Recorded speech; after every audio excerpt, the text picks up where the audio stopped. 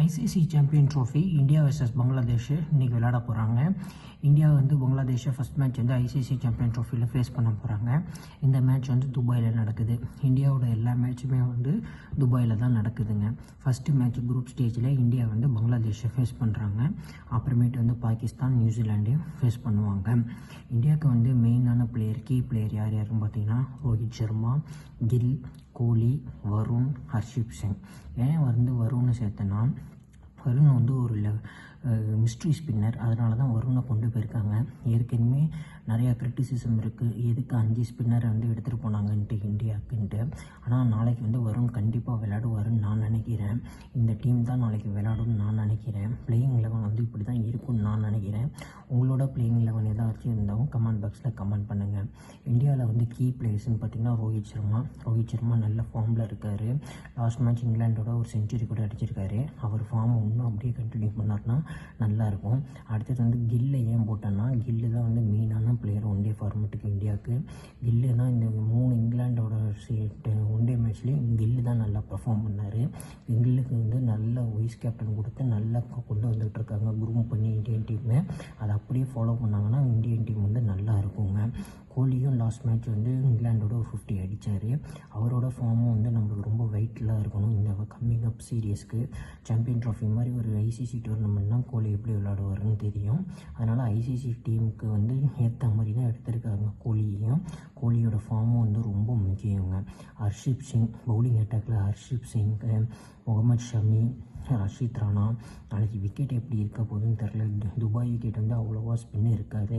ஒருவேளை 3 ஃபாஸ்ட் பவுலருக்கு போகலாம். ஹர்ஷீப் சிங், முகமது ஷமி, ராணாவுக்கு போகலாம். அப்படி விக்கெட் எப்படி இருக்குன்னு தெரியலனா கண்டிப்பாக அக்சர் பட்டேல் 11 இருப்பார். ஜடேஜாவும் ஒன்றும் பண்ண முடியாது.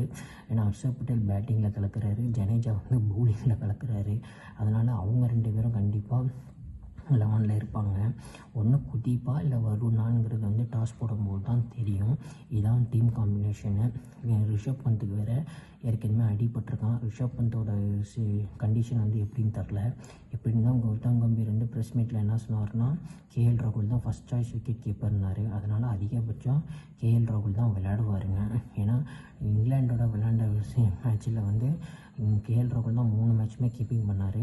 அதிக சான்ஸ் கேஎல் ராகுலுக்கு தான் இருக்குது. கேஎல் ராகுல் தான் விளையாடுவார். என்னோடய டீம் காம்பினேஷன் நான் சொல்கிறேன். பிளேயிங் 11 யார் யாருன்னு பார்த்தீங்கன்னா ரோஹித் சர்மா, சுப்மன் கில், விராட் கோலி, ஸ்ரேயாஸ் ஐயர், ஹார்திக் பாண்டியா, அக்சர் பட்டேல், ரவீந்திர ஜடேஜா, ஹர்ஷீப் சிங், வருண் சக்கரவர்த்தி, ஹர்ஷித் ராணா, குதீப் யாதவ். ஹர்ஷித் ராணா அண்ட் ஹர்ஷீப் சிங், முகமது ஷமி. இதுதாங்க என்னோடய பிளேயிங் 11 இருக்குது. ஒரு வேளை டீம் எப்படி போனாலும் மாற்றோட சான்ஸ் நிறையா இருக்குது. பங்களாதேஷ் வீக்கான சைடு நம்ம நினச்சிருக்க முடியாது. அவங்களும் ஒரு டார்க் அவுட் சைடு தான். ஏற்கனவே இந்தியாவை நிறையா பீட் பண்ணியிருக்காங்க ஐசிசி டோர்னமெண்ட்டில். அதனால் பங்களாதேஷும் நாளைக்கு லைட்டாக எடுத்துக்கக்கூடாதுங்க. பங்களாதேஷும் ஒரு நல்ல டீம் தான். என்னை பொறுத்தவரை நாளைக்கு மேட்ச் இந்தியாவுக்கு தான், இன்றைக்கி மேட்ச் இந்தியாவுக்கு தான் ஃபேவராக இருக்கும். பங்களாதேஷும் நல்லா விளையாடக்கூடிய டீம் தான். எது வேணால் நடக்கலாம் கிரிக்கெட்டில். கிரிக்கெட் எப்படி வேணால் போகும், எதுவும் சொல்ல முடியாது. எப்படி வேணால் நடக்கலாம். என்னோடய ஃபேவரட்ஸ் இந்தியாவை தான் இருப்பாங்க இன்றைக்கி மேட்ச்சில். பங்களாதேஷ் எப்படி விளையாட போகிறாங்கன்னு தெரியல. எதாக இருந்தாலும் இந்தியாவுக்கு அதிக 90% சான்ஸ் இந்தியாவுக்கே கொடுக்கலாம். பங்களாதேஷ்க்கு ஒரு 10% கொடுக்கலாம். என்னோடய ப்ரெடிக்ஷன் படி இந்தியா கம்ஃபர்டபுளாக ஜெயிச்சிருவாங்கன்னு தான் நினைக்கிறேன். பங்களாதேஷை பார்ப்போம் எப்படி போகுதுன்ட்டு.